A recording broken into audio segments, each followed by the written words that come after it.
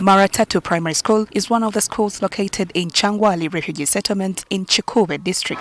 It has 7,490 students, most of whom are from war-prone countries such as South Sudan and Congo. Despite the large number of students, there is a challenge of inadequate classrooms. You look at the current staffing of certified teachers managing the 7,490 learners. It is like one teacher is managing 214 learners, which is beyond the teachers' pupil ratio policy. Students are forced to sit together, making them uncomfortable in class. This overcrowding issue is prevalent in other schools in the refugee settlements as well, with an overwhelming number of pupils. Having so many pupils, but the classrooms, much as we are receiving so many pupils, the classrooms keep at hold. We have only 7 classrooms.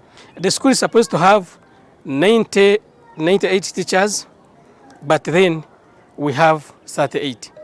So we have a very big gap of teachers, around 50 plus.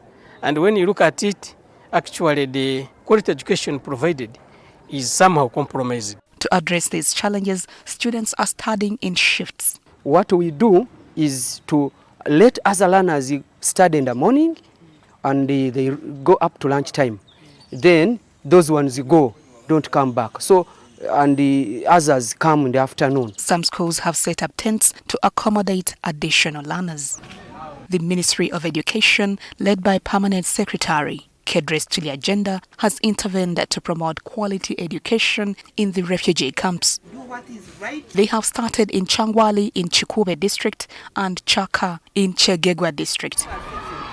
The withdrawal of donor funding from foreign countries has disrupted the education status in these camps. The Trump administration came in, a number of partners lost funding, and that of course has affected so much. If you look at the number of the private schools that are run by refugees inside the settlement here, they're almost closing because the parents who used to get money from cash ratios from the partners, there is no longer that service. So you find that they can't pay for school fees. So those schools are closing. Kojo Komao Kitevi, a coordinator of the United Nations High Commission for Refugees, mentioned that they can no longer afford to pay examination fees for the finalists due to limited funding. About the national examination, we cannot, UNICEF cannot afford to support that anymore.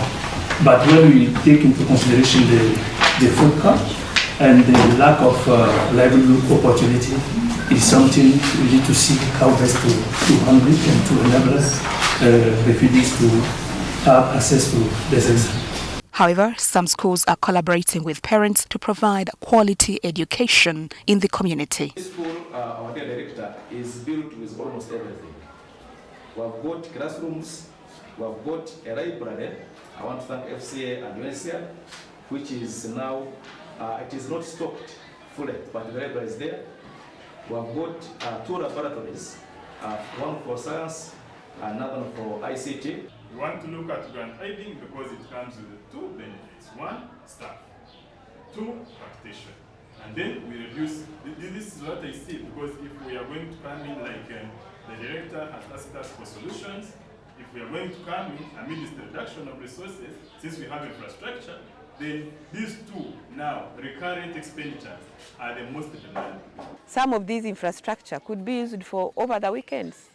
Instead of having the whole weekend with classrooms closed, there can be training as long as you do the hours needed for that training and the practice. So I think we shall be looking at, again, even from the headquarters, innovative ways of making sure that as many of our young people as possible can access skills. Kyegegwa District, the Permanent Secretary for the Ministry of Education, assured that the government is prepared to do everything to enhance education in the refugee camps. As we get wage, for example, we are able to add more teachers to the schools. And as we get money, we do send money to local governments. Some of which is supposed to help rehabilitation, some is supposed to add 1 or 2 classrooms.